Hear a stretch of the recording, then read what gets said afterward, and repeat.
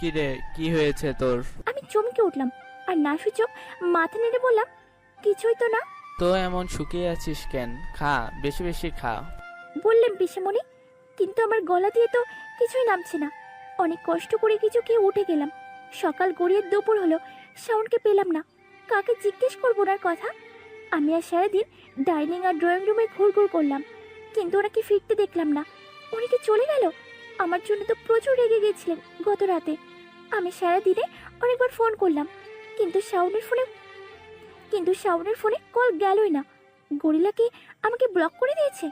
রাতে আমি শাশুড়িকে প্রশ্ন করে ফেললাম যে উনি কোথায়। শাশুড়ি বুড়ো কুচকে তাকিয়ে বলল, বউ হয়ে নিজের স্বামীর কোনো খবরই রাখো না। সকাল থেকে সে নেই, কিন্তু তুমি দিব্যি শান্তিতে আছো। কেমন মেয়ে তুমি! আমি চুপচাপ মাথা নিচু করে দাঁড়িয়ে রইলাম।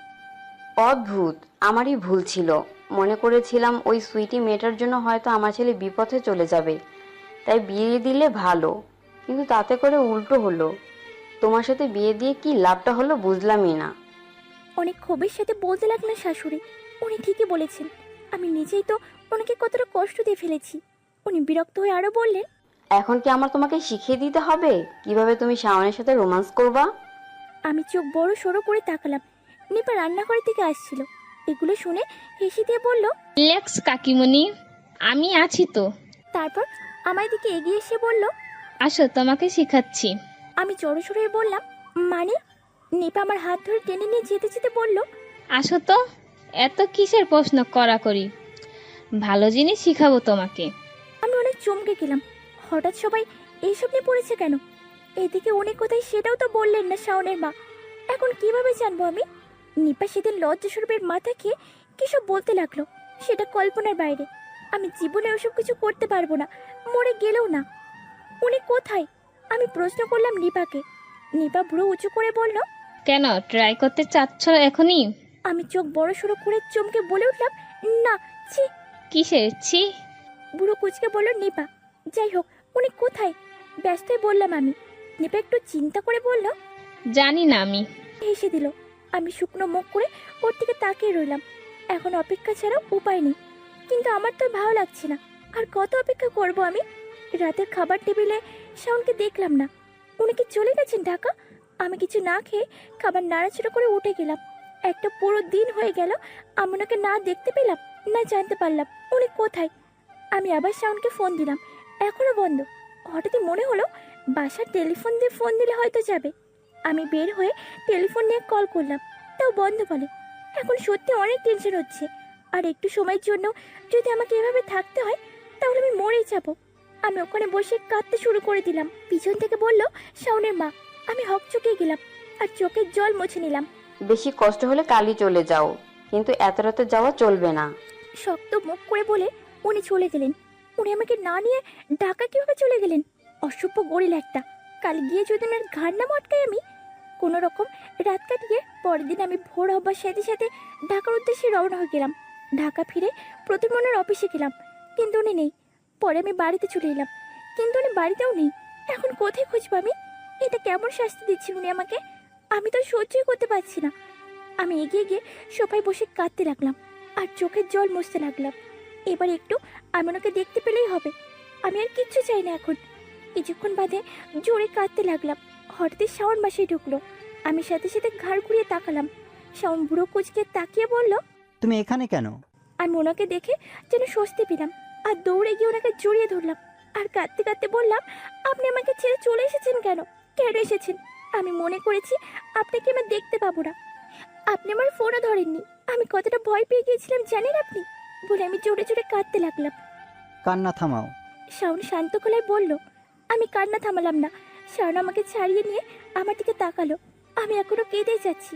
শাওন দুই হাত দিয়ে আমার চোখের জল মুছে দিল, তারপর আমার দিকে তাকিয়ে রইল। আমি চোখ সরিয়ে নিলাম আর কান্না থামালাম। এখন অনেক লজ্জা লাগছে। আমি কাছে আসলেও সমস্যা, দূরে গেলেও সমস্যা। কি চাচ্ছ তুমি? শাওন সিরিয়াস হয়ে বলল।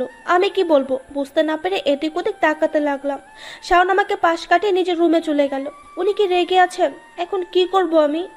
আমি ঠোঁট কামড়ে চিন্তা করতে লাগলাম। আমি ভয়ে ভয়ে ওনার রুমে ঢুকলাম। উনি ড্রেসিং টেবিলের সামনে ঘড়ি খুলছিলেন। আমার দিকে একবার তাকিয়ে আবার চোখ সরিয়ে নিজের কাছে ব্যস্ত হয়ে গেলেন। আমি সত্যি বুঝতে পারছি না কি করব। এদিকে হার্টও জোরে জোরে বিট করছে। উনি শার্টের হাতা ভাঁজ করতে করতে আমার দিকে এগিয়ে আসতে লাগলেন। আমি চোখ সরিয়ে অন্যদিকে তাকালাম। উনি আমাকে পাশ কাটিয়ে বের হয়ে গেলেন, অর্থাৎ উনি এখন অনেক রেগে আছেন। কি করব এখন আমি পেছনে ঘুরে তাকালাম। উনি ইতিমধ্যে কিচেনে চলে গেছেন। আমি একটা বড় নিঃশ্বাস বের করে দিয়ে কিচেনে চলে এলাম। উনি আমার দিকে তাকালেনও না, নিজের মতো কাজ করতে থাকলেন। আমি এগিয়ে গিয়ে পেছন থেকে শাওনকে জড়িয়ে ধরলাম। শাওন হালকা ঘাড় ঘুরিয়ে আমার দিকে তাকালো। শাওন আমার হাত ছাড়িয়ে নিয়ে কিচেন থেকে বের হয়ে গেল। আবার চোখ দিয়ে পানি গড়িয়ে পড়তে লাগলো। এতটা কিসের ওনার? আমি তো সরি বললামই। আমি কতটা কষ্ট পাচ্ছি সেটা কি উনি বোঝেন না? আমি ওনার রুমে গিয়ে ঢুকলাম। উনি ফোনে কথা বলছিলেন কারোর সাথে। আমি এগিয়ে গিয়ে ওনার এক বাহু ধরে টান দিয়ে আমার দিকে ঘোরালাম। শাওন ভ্রু কুচকে তাকালো আর ফোনের লোকটাকে বলল। Okay, I will call you back in 2 minutes. তারপর কল কেটে আমাকে শক্ত গলায় বলল। কেন এসেছে এখানে? ওনার এই প্রশ্ন শুনে আমি থমকে গেলাম। তারপর আর কিছু না বলে বের হয়ে চলে এলাম। সোফা থেকে নিজের পার্স নিয়ে চোখের জল মুছে নিলাম। তারপর একটা নিঃশ্বাস ফেলে ফিরে যাওয়ার জন্য মনস্থির করে নিলাম। এগিয়ে গিয়ে দরজার লক ঘুরিয়ে খোলার সাথে সাথে শাওন পেছন থেকে এসে দরজাটা ঠেলে বন্ধ করে দিল।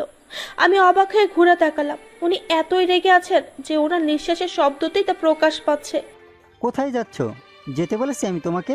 অনেক জোরে বলে উঠল শাওন। আমি ভয় পেলেও নিজেকে সামলে নিয়ে বলে উঠলাম, কেন? আপনার তাতে কি? যান, আপনি আপনার কাজ করেন। আমি আর কোনো দিনও আপনার কাছে আসবো না। যেদিকে ইচ্ছা আমি চলে যাব। বলতে বলতে চোখে জল চলে এলো। আমি চোখ নামিয়ে বললাম, দরজা ছাড়ুন। বলে আমি দরজার দিকে ঘুরলাম। সাথে সাথে শাওন আমার হাত ধরে টেনে ওর দিকে ঘুরালো। আমি ক্ষোভের সাথে তাকিয়ে বললাম, কি চাচ্ছেন আপনি? যেতে দিন আমাকে। আমার কথা শেষ হতে না হতেই শাওন আমার ঘাড়ের পেছনে এক হাত রেখে আমাকে কাছে টেনে নিয়ে ঠোঁটে কিস করতে লাগলো। আমি স্তম্ভিত হয়ে গেলাম আর চোখ বন্ধ করে নিলাম। কয়েক মিনিট হয়ে গেল, কিন্তু উনি তো থামছেই না। আমি তো আর একটু হলেই দম বন্ধ হয়ে মরে যাব। আমি ওনাকে ঠেলে সরিয়ে দিয়ে হাঁপাতে লাগলো, কিন্তু উনি আবার আমাকে এক হাত ধরে টান দিয়ে কাছে নিয়ে এসে ঠোঁটে ঠোঁট মিলিয়ে দিল। গভীরভাবে কিস করতে লাগলো। উফ, উনি কি আমাকে মেরে ফেলতে চান এভাবে? আমি এবার ওনাকে ধাক্কা দিয়ে সরিয়ে দিলাম আর অন্যদিকে মুখ ঘুরিয়ে জোরে জোরে শ্বাস নিতে লাগলাম। আমার হার্টবিট 10,000 গুণ বেড়ে গেছে। এদিকে দমও পুরো শেষ করে দিয়েছিলেন প্রায় উনি। কিছু করতে জানো না, ইডিয়েট। ভ্রু কুচকে তাকিয়ে বলল শাওন। আমি ওনার দিকে আর তাকালাম না। উনি আবার আমার কাছে এগিয়ে আসতেই আমি নিজের ঠোঁট হাত দিয়ে ঢেকে চমকে বলে উঠলাম, আর না, আমাকে কি মেরে ফেলতে চান? গাধা। ভ্রু কুচকে তাকিয়ে বলল শাওন। আমি ওনার দিকে তাকিয়ে সাথে সাথে অন্যদিকে তাকালাম। অনেক লজ্জা লাগছে এখন। শাওন এগিয়ে এসে আমার হাত ধরে টেনে আমাকে কাছে নিয়ে কোমর জড়িয়ে ধরলো। আমি চোখ বড় সড়ো করে ওনার দিকে তাকালাম। উনি আমার কানের কাছে মুখ নিয়ে এসে বলল, did you miss me that much? আমি একটা ঢোক গিলে বললাম, আমি তো। শাওন মুখ সরিয়ে এনে আবার আমার চোখের দিকে তাকালো। আমি সাথে সাথে চোখ সরিয়ে নিলাম আর বললাম, ছাড়ুন আমাকে। এভাবে কেন ধরে রেখেছেন? উনি কিছুই না বলে আমার দিকে তাকিয়েই রইলেন। আমার হার্টবিট অনেক বেড়ে যেতে লাগলো। এখন ভয়ও লাগছে হালকা হালকা। শাওন মুচকে এসে বলল, why are you so nervous? আমি ওনাকে ঠেলে সরিয়ে দেওয়ার চেষ্টা করে বললাম, আপনি এত কাছে। কথা শেষ হবার আগেই শাওন আমার গালে কিস করে দিল। আমি চোখ বড় সরে করে ওনার দিকে তাকালাম। উনি এবার আমার অন্য গালেও কিস করে দিলেন। আমি চমকে ওনার বাহুর কাছে শার্ট খামচে ধরলাম আর চোখ বন্ধ করে ফেললাম। বলো, কেন এসেছো? আমি আস্তে আস্তে চোখ খুললাম, কিন্তু ওনার চোখের দিকে তাকালাম না। সত্যি আমার আশাই উচিত হয়নি। উনি এখন আমাকে ইচ্ছা করে জ্বালাচ্ছেন। আমি এবার রেগে চোখ পাকিয়ে বলে উঠলাম, আপনি আমাকে ছেড়ে চলে এসেছেন কেন? তুমি তো বলেছো একা ছেড়ে দিতে, তাই ছেড়ে দিয়ে চলে এসেছি। ভ্রু কুচকে বলল শাওন। ওনার এই কথা শোনার সাথে সাথে আমার চোখ দিয়ে পানি পড়তে লাগলো। শাওন স্তম্ভিত হয়ে বলল, ওকে, রিল্যাক্স, মজা করছি। আমি কাঁদতে কাঁদতে বললাম, আপনি খুবই খারাপ, আমাকে শুধু কষ্ট দেন। শাওন সাথে সাথে আমাকে জড়িয়ে ধরলো আর শান্ত গলায় বলল, অফিসে একটা ঝামেলা হয়ে গেছে। অন্যদিকে রবিনের অ্যাক্সিডেন্ট হয়ে গেছে, এজন্য আমাকে আসতে হয়েছিল। বাট আমি আজই ফেরত যেতাম। তাছাড়া আমি তো আগেই বলেছি আমি তোমাকে ছাড়বো না। আমি এটা শোনার সাথে সাথে শান্ত হয়ে গেলাম। এখন অনেক ভালো লাগছে, মুখে এখন একটা হাসিও চলে এসেছে। হঠাৎই শাওনের ফোন বেজে উঠলো। আমি ওনাকে ছেড়ে সরে দাঁড়ালাম আর মাথা নিচু করে রইলাম। শাওন আমার দিকে তাকিয়ে নিঃশব্দে হেসে ফোন তুললো। যা বুঝলাম তা হলো ওনাকে এখনই আবার বের হতে হবে। শাওন ফোন রেখে আমার দিকে তাকিয়ে বলল। আমাকে যেতে হবে। আমি ভ্রু কুঁচকে ওনার দিকে তাকিয়ে বললাম, আপনি না বললেন ফিরে যাবেন আজ, তাহলে এখন কেন যেতে হবে? শাওন আমার দিকে এগিয়ে আসতে আসতে বলল। তো তুমি চাচ্ছ এখন আমি তোমার সাথে থাকি? আমি হচকুচিয়ে গেলাম আর পিছিয়ে যেতে যেতে বললাম, না তুমি? আমি ঢোক গিলে বললাম, যান আপনি, আপনার না কাজ আছে? বলতে বলতে দরজায় পিঠ ঠেকে গেল। আমি চোখ বড়সড় করে তাকালাম। শাওন কিছু না বলে শুধু নিঃশব্দে হেসে সরে রুমে চলে গেল। আমি যেন হাঁপ ছেড়ে বাঁচলাম। উনি চলে যাবার পর এখন আবার ভালো লাগছে না। এদিকে আমি জামা কাপড় কিছুই আনিনি, স্নোবেলকেও রেখে এসেছি। এখন কি করব আমি? আমি চুপচাপ টিভির সামনের সোফায় এসে বসলাম। হঠাৎই চোখ গিয়ে পড়লো সেই পেন্টিং রুমটায়। রুমটার দরজাটা খোলা। এই রুমটায় অনেকদিন যাওয়া হয়নি। আমি হাসি মুখে উঠে এগিয়ে গেলাম আর রুমটায় ঢোকার সাথে সাথে থমকে গেলাম, কারণ সামনের ক্যানভাসে অনেক সুন্দর করে আমার ছবি আঁকা। সেই দিনের ছবি যেদিন উনি আমার মাথায় পদ্ম ফুলের মুকুটটা পরিয়েছিলেন, কিন্তু সেটা তো চোখে এসে পড়েছিল। এটা কখন আঁকলেন উনি? দেখে তো মনে হচ্ছে আজ বা গতকালের মধ্যেই আঁকা। আমি কিছু সময় হা হয়ে তাকিয়ে রইলাম। তারপর চোখ সরিয়ে আশেপাশে তাকাতেই টেবিলে একটা বড় স্কেচ বুক দেখলাম। আমি এগিয়ে গিয়ে সেটা হাতে নিলাম। আমি আরো একবার চমকে গেলাম। এটা তো সব আমার ছবি, প্রতিটার নিচে তারিখ দেওয়া আছে। ছবিগুলো এক এক করে দেখতে লাগলাম। প্রথম পৃষ্ঠায় আমার চেয়ারে ঘুমিয়ে থাকা একটা ছবি। এটা ওনার অফিসে বসে যেদিন ঘুমিয়েছিলাম সেটা। পরের ছবিটা বাসের মধ্যকার, সাজেক যাওয়ার সময়কার, যখন আমি জানালা দিয়ে বাইরে তাকিয়েছিলাম। তারপরের ছবিটা আমার ঘুমন্ত অবস্থার, রিসোর্টের বিছানা, অর্থাৎ উনি যেদিন প্রথম আমার পাশে ঘুমিয়েছিলেন। এভাবে একে একে আঁকা সব ছবি আমার। পুকুরে গোসল করা ছবি, ওনার শার্ট পরা ছবি সহ আরো অনেকগুলো। এগুলো দেখে আমি হতভম্ব হয়ে গেলাম। উনি কবে থেকে পছন্দ করেন আমাকে কোনোদিন বুঝতেও দেননি। আমি তাড়াতাড়ি নিজের পার্স নিয়ে ঘর থেকে বের হলাম। আমি এখনই সব শুনতে চাই, সবটা শুনতে চাই। আমি মেন রাস্তায় এসে দাঁড়ালাম আর এদিক ওদিক তাকিয়ে সিএনজি খুঁজতে লাগলাম, কিন্তু হঠাৎই ডান দিকে আমার দৃষ্টি আটকে গেল। আমি ভ্রু কুঁচকে তাকালাম। সুইটি একটু দূরে ওর গাড়িতে বসে আমার দিকে ক্ষোভের সাথে তাকিয়ে আছে। আমি ওর দিকে তাকিয়ে রইলাম। হঠাৎই ও আমার দিকে গাড়ি জোরে স্টার্ট দিল। আমি থমকে গেলাম আর স্থিরভাবে দাঁড়িয়ে রইলাম। ও কি আমাকে মেরে ফেলতে চাচ্ছে? আমি চোখ মুখ শক্ত করে বন্ধ করে নিলাম, কিন্তু সুইটি আমার একদম সামনে এসে ব্রেক কষে থেমে গেল। আমি একটু সময় নিয়ে আস্তে আস্তে চোখ খুললাম। গেটের দারোয়ান দৌড়ে আমার কাছে এগিয়ে আসলো, সাথে আশেপাশের কয়েকজনও এগিয়ে আসলো। আমি চোখ মুখ শক্ত করে সুইটির দিকে তাকালাম। সুইটি রেগে বের হয়ে এলো গাড়ি থেকে। কয়েকজন বলে উঠলো, দেখে চালাতে পারেন না, মানুষ মেরে ফেলবেন নাকি? দারোয়ান আমার কাছে এগিয়ে এসে বলল, আপনি ঠিক আছেন ম্যাডাম? আমি সুইটির দিকে স্থির দৃষ্টিতে তাকিয়ে বললাম, হ্যাঁ ঠিক আছি, ধন্যবাদ। সবাই একে একে সরে চলে গেল। সুইটি রেগে বলে উঠল, ভেবো না আজকে তোমাকে মারিনি বলে অন্য কখনো মারবো না। আমি উপহাসের হাসি দিয়ে বললাম, আমাকে মারলেও কি আদৌ শাওনকে পাবেন? উনি তো এখন আর আপনাকে ভালোই বাসে না। সুইটি রেগে জ্বলে উঠল আর বলল, ভুলেও ভেবো না শাওনকে তুমি পাবে। আমি এবার রেগে বলে উঠলাম, উনি আমার হয়েই গেছেন, আমি জীবনে ওনাকে ছাড়বো না, তাই এসব ফালতু কথা বলা বন্ধ করেন। সুইটি ঠোঁটের কোণে একটা হাসি এনে বলল, এত সহজে তুমি শাওনকে পাবে আমি সেটা হতে দেব না, নেভার। আমি অবাক চোখে তাকিয়ে রইলাম। মেয়েটা দেখতে সুন্দর হলেও মনের দিক থেকে এত জঘন্য। শাওন আমার না হলে তোমারও হবে না, তাই ওর ভালো চাও তো ওর লাইফ থেকে চলে যাও। শয়তানে এক হাসি দিল সুইটি। আমার ভেতরটা কেমন করে উঠলো। ও কি শাওনের কোনো ক্ষতি করে দেবে? সুইটি আর দাঁড়ালো না, গিয়ে গাড়িতে উঠে গাড়ি নিয়ে চলে গেল। আমি সত্যি অনেক চিন্তায় পড়ে গেলাম। আমার জন্য ওনার ক্ষতি হয়ে গেলে? আমি আবার ঘরে এসে ঢুকলাম। সত্যি অনেক ভয় লাগছে। আমি ওনার থেকে দূরে যেতে পারবো না, আর আমার জন্য ওনার ক্ষতি হলে আমি সেটাও সহ্য করতে পারবো না। এখন কি করব আমি সোফার উপর বসে স্থির দৃষ্টিতে সামনে তাকিয়ে রইলাম। সন্ধ্যার সময় দরজা খোলার আওয়াজ পেলাম। সাথে সাথে একটা হাসি মুখে চলে এলো। আমি শাওনের রুমেই ছিলাম। জলদি রুম থেকে বের হয়ে এলাম। আমি বেডরুমের দরজা পর্যন্ত আসতে না আসতেই শাওন আমার দুই বাহু ধরে নিয়ে ব্যস্ত হয়ে কোথায় লেগেছে তোমার? বলে আমার দিকে ভালো মতো দেখতে লাগলো। উনি রীতিমতো হাঁপাচ্ছেন আর অনেক টেনশনও পড়ে গেছেন আমার জন্য হয়তো। আমি ওনার দিকে স্নান চোখে তাকিয়ে রইলাম আর চিন্তা করতে লাগলাম যে সুইটি কি সত্যি ওনার ক্ষতি করে দেবে। উনি ফট করে আমাকে জড়িয়ে ধরলেন, বেশ শক্ত করে ধরলেন। ওনার নিঃশ্বাস আমার ঘাড়ে পড়তে লাগলো। বুঝতে পারলাম যে উনি অনেক ঘাবড়ে গেছেন। অনেকক্ষণ ওভাবেই জড়িয়ে ধরে রাখলেন। আমি হালকা হেসে ওনার পিঠে হাত দিয়ে বললাম, ঠিক আছে আমি, ছাড়ুন এখন। শাওন আমাকে ছেড়ে আমার দুই বাহু ধরে টেনে নিজের কাছে এনে রেগে বলে উঠল, বের হতে গিয়েছো কেন? কি লাগবে আমাকে বললেই তো হতো। আমি ওনাকে হাসানোর জন্য ঠোঁট উল্টে বললাম, আপনাকে লাগতো এজন্য বের হয়েছিলাম। কিন্তু কোনো কাজ হলো না। উনি রেগে ভ্রুকুচকে তাকিয়ে আছেন। আমি হা হয়ে বলে উঠলাম, বাহ, এখন আমার বাহিরে যাওয়াকে আপনি আবার বন্ধ করে দিতে চান? খারাপ আপনি। আমি খারাপ হই আর না হই, তোমার বের হওয়া বন্ধ, আর এটাই ফাইনাল। রেগে বলল শাওন। আমি হতবুদ্ধি হয়ে থেকে গেলাম। শাওন আবার আমাকে ভালোভাবে পর্যবেক্ষণ করতে লাগলো। সত্যি লাগেনি, রাইট? শাওন বলল। আমার সুইটির বলা কথাগুলো মনে পড়ে গেল আর আবার ভয় হতে লাগলো। আমার লাগলেও সমস্যা নেই, শুধু যেন আপনার কখনো কিছু না হয়। আমি কেঁদে দিলাম। হোয়াট? আমার কি হবে? আর তুমি কাঁদছো কিসের জন্য? শাওন ভ্রুকুচকে তাকিয়ে বলল। আমি শাওনকে জড়িয়ে ধরলাম আর ভয়ে চুপসে গেলাম। কিছু হয়েছে? এমন কেন করছো তুমি? শাওন গম্ভীর গলায় বলল, আপনি কিভাবে জানলেন যে আমার অ্যাক্সিডেন্ট হতে যাচ্ছিল? আমি বললাম। গার্ডস বলল সুইটি ছিল, তাই না? শাওন শক্ত গলায় বলল। আমি কিছু না বলে চুপ করে রইলাম। কি কি বলেছে তোমাকেও? শাওন বলল। আমি সাথে সাথে মুখ তুলে শাওনের দিকে তাকা।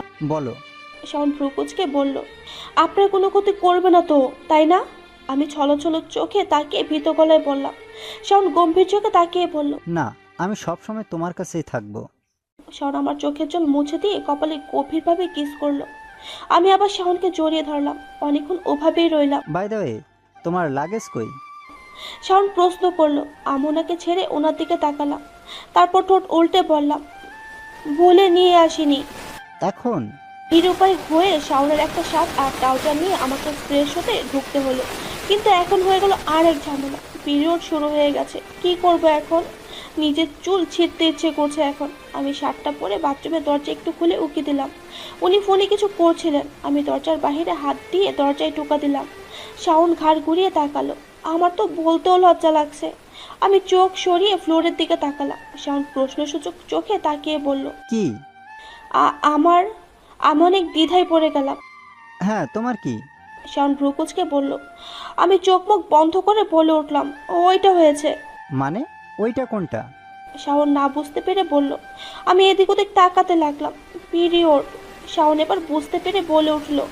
আমি মাথা নিচু করে মাথা নাড়ালাম। গাধা, তো এত লজ্জা পাচ্ছ কিসের জন্য? শাওন গম্ভীর গলায় বলে উঠল। আমি মাথা নিচু করেই রইলাম। আমি আনছি, থামো। আমি সাথে সাথে বলে উঠলাম, সাথে প্লিজ আন্ডারওয়্যারও নিয়ে আসবেন। বলেই সজোরে দরজা আটকে দিলাম আর লজ্জায় দুই হাত দিয়ে মুখ ঢেকে নিলাম। এখন সত্যিই মরে যেতে ইচ্ছা করছে। 20-25 মিনিটের মাথায় উনি বাথরুমের দরজায় নক করলেন। আমি অল্প দরজা খুলে শুধু একটু উকি দিলাম।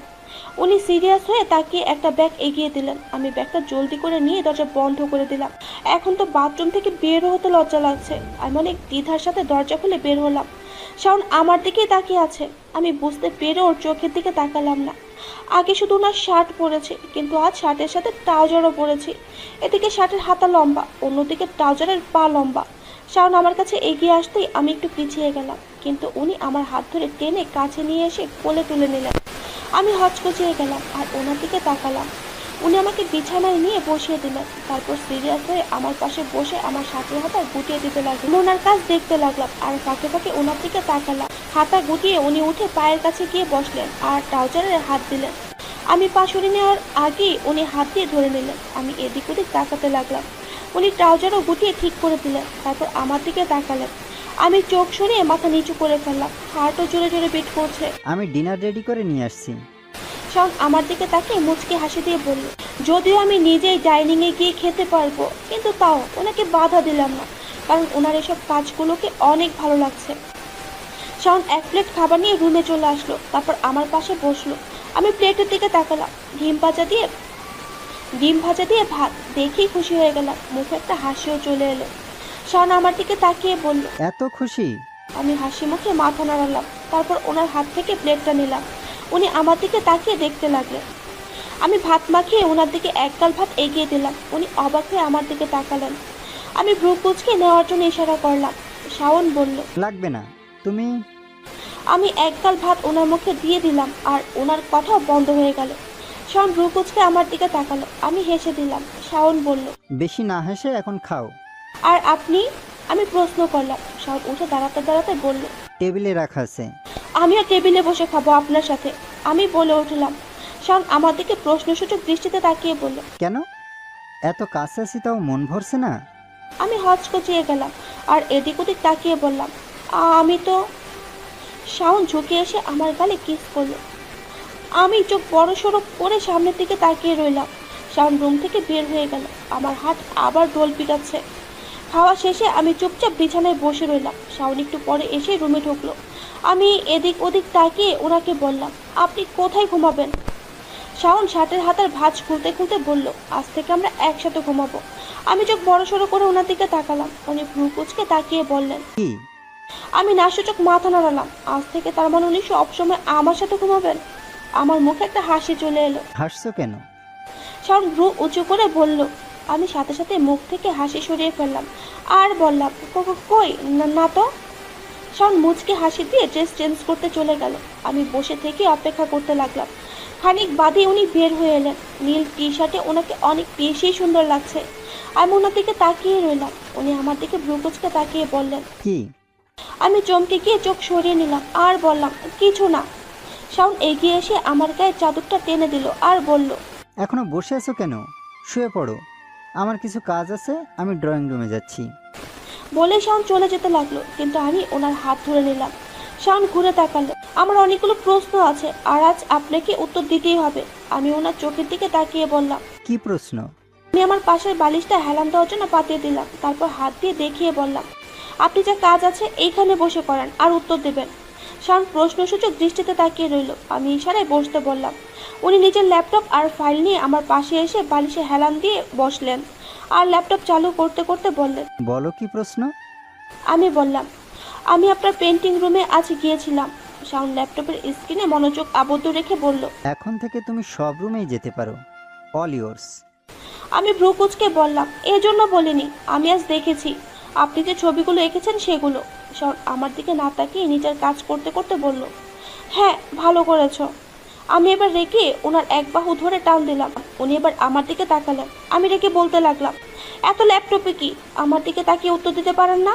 শাওন আমার দিকে তাকিয়ে নিজের ল্যাপটপের স্ক্রিন নামিয়ে ল্যাপটপ কোল থেকে সরিয়ে নিল। আমি ভ্রু কুঁচকে তাকালাম। উনি এবার আমার হাত ধরে টেনে আমাকে ওনার কাছে নিয়ে আসলেন। আমি চোখ বড় সড়ো করে তাকিয়ে বললাম, কি কি করতে চাচ্ছেন আপনি? শাওন গম্ভীর চোখে তাকিয়ে বলল, তুমিই তো বলেছো তোমার দিকে তাকিয়ে কথা বলতে। আমি এদিক ওদিক তাকাতে তাকাতে বললাম, তাই বলে এত কাছেও আসতে বলিনি। শাওন কিছু না বলে আমার দিকে তাকিয়ে রইল। আমি একটা ঢোক গিলে বললাম, আপনি যেভাবে ছিলেন ওভাবেই থাকুন, আমার দিকে না তাকালেও হবে, ছাড়ুন। শাওন আমার হাত ছেড়ে দিল। আমি সরে নিজের জায়গায় এসে বসলাম। উনি আবার ল্যাপটপ খুললেন। আমার হাতের দিকে লাফালাফি শুরু করে দিয়েছে। উনি কাজ করতে করতে বললেন, কি হলো বলো? আমি নিজেকে সামলে নিয়ে থেমে থেমে বলতে শুরু করলাম, আপনি কবে থেকে আমাকে।